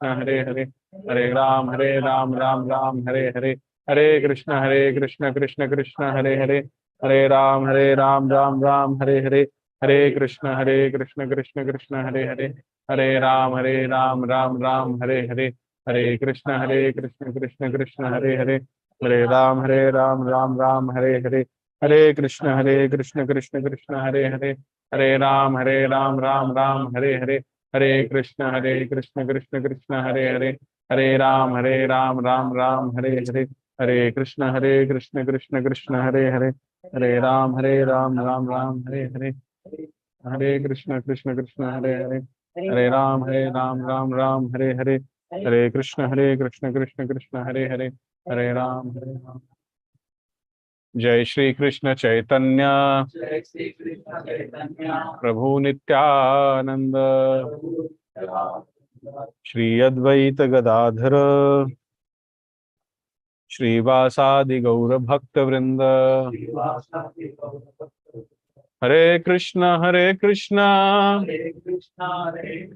Krishna Krishna Hare Hare, Hare Ram